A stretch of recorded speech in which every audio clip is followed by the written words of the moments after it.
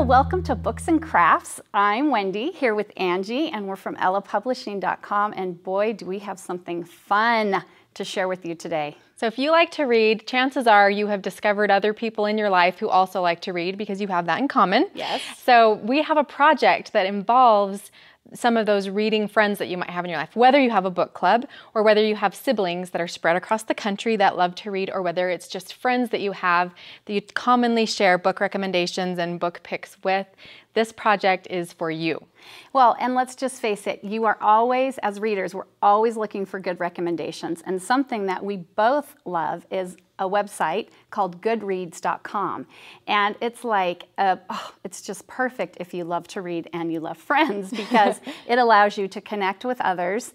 And you can also find people who have similar book tastes to yours, because you can rate the books you've read, and you can find people who read the types of books you read, and then, you know, check out their suggestions. And so we met these women, and some of them we've never met in person, all through the online world of crafting and Goodreads. And we decided that we should do something fun that captured our most, actually wasn't even favorite books, but captured a part of our reading from one year.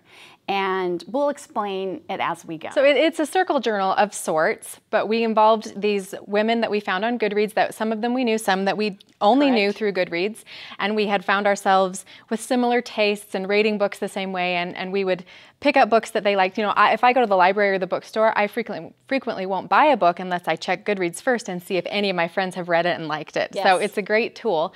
But Wendy had this idea, and we contacted these 10 women, and we also happened to know that they were crafters because we knew them through, you know, online crafting websites and other things like that. So we put together this fun circle journal, sort of. It's similar to a circle journal that involves crafting and reading, and we had each person create a layout that we gave them the dimensions about their favorite books from 2009, and they could really do it about anything they wanted. There were no other parameters than your reading from 2009. What do you want to share about that on a scrapbook page with all these other people? There was one other parameter, and that was that they include a photo of themselves. And so we'll see how they did.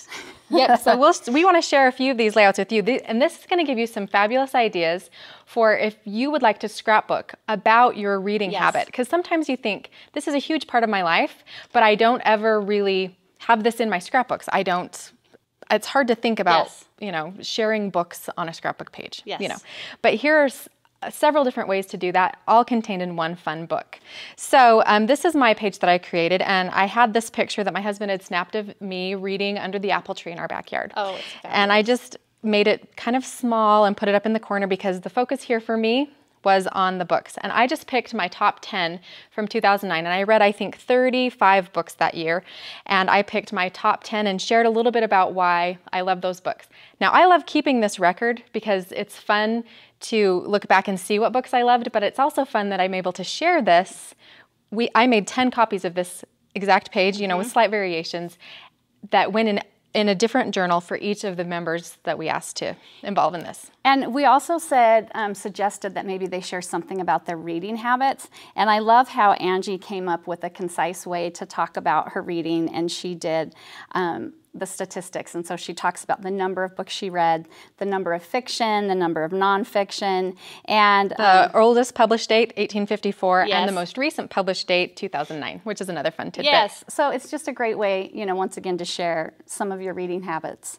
And we're going to just share a few layouts. Now, this is a friend of ours. Her name's Beth, and we've known her for quite a while.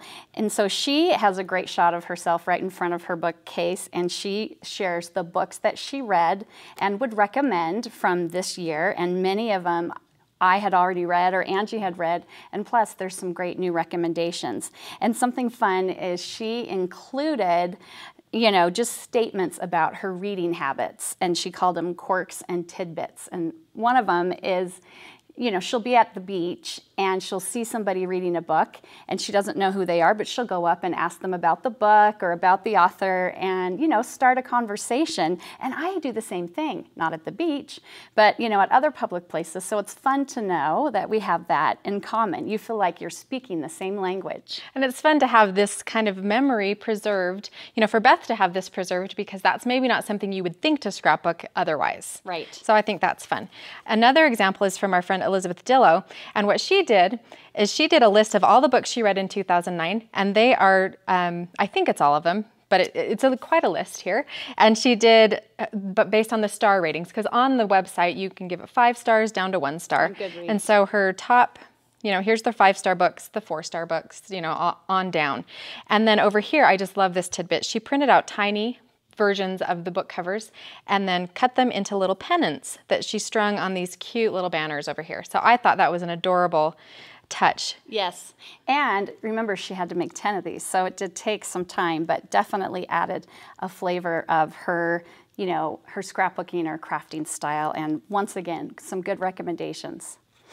And the last one we're going to show you is mine, and I decided to break my books down in kind of like a genre and that I had discovered. And one example is I just really, I don't know if I embraced myself or embraced dystopic fiction, which is you know, kind of the opposite of utopia, and it's very prevalent in young adult books right now. It's like a bleak future. It's like after some apocalypse. Yes. And, you know, kind of dark, but you know, it's fascinating to contemplate. Yes, and I had never really read any dystopic fiction intentionally before, so I eagerly embraced it.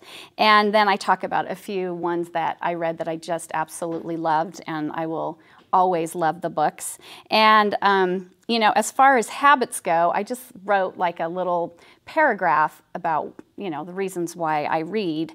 And I think the whole, you know, the whole benefit of doing something like this is it combines your love of crafting or scrapbooking with reading, and then you're connecting with other, you know, fellow bibliophiles and crafters, and then you have something to save and refer to for however long. You know, and I actually refer to this quite frequently if I want something to read, but I don't, you know, besides Goodreads, I flip through this too because it's just a fun tactile book, and I like to look through and see what my next book's going to be to read. There's literally hundreds of recommendations in this little book. And we were so grateful that people actually agreed to participate. So let's tell Wendy, tell them for a second, just how did the project come about?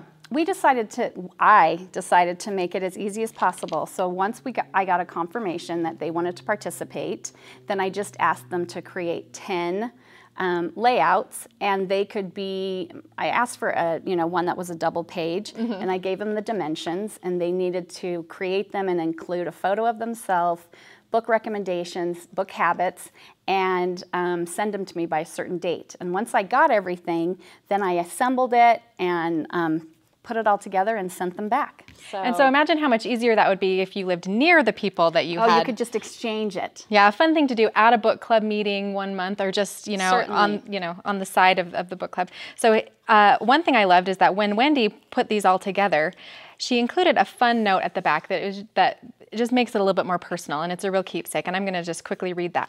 Reading books is essential to my life. It allows me to open my mind in ways I never could have imagined. I discover and learn about places, cultures, interests, people, art, facts, business, politics, history, fantasy, teens, oppressions, and passions. My mind and life is forever enriched by the books I read and share. I am sharing 12 books that I've enjoyed immensely and learned from in 2009. Enjoy. And I just loved that fun note that it was a gem that I discovered at the end of the book when I received mine in the mail, because I knew what I was contributing to the Circle Journal, but it was fun to get it back and see all the other takes and what Wendy had to say about this project. Okay, and so we're going to end with our, one of our favorite parts, which is our book picks. And as I mentioned when I'm talking about my pages, I really discovered and embraced dystopic fiction. And so for those of you that have read the Hunger Games series by Suzanne Collins, which is extremely popular, that's what dystopic fiction is. And this is actually the second book in the series, and I would recommend it for you to read. And if your teens are reading it, it's a great tool to use as a conversation about life, you know, really important topics that it's something to think about, and I won't even go on and on and on about it. It's very interesting. It's definitely a little bit dark, I would say for sure, but I recommend it. And my book pick is another book that I read that was featured in the Circle Journal. And this is called Love Walked In by Marisa de los Santos. And I found this at an airport. I was just intrigued by the cover, and I just had to buy it in the airport. And I read it on the plane. I think I read it all in one sitting on that airplane ride. And it is just a delightful book, and it's unexpected. You think it's going to be one thing, and it just evolves in a completely different way. It's a very heartwarming story, and it's about friendship and love and new people that you meet that can change your life forever. So I think that this is highly recommended if you want something along those lines. It's maybe not quite so dark. Yes. So enjoy, and we just love that you're here participating with us, and thank you. We'll see you again soon. See you next week on Books and Crafts.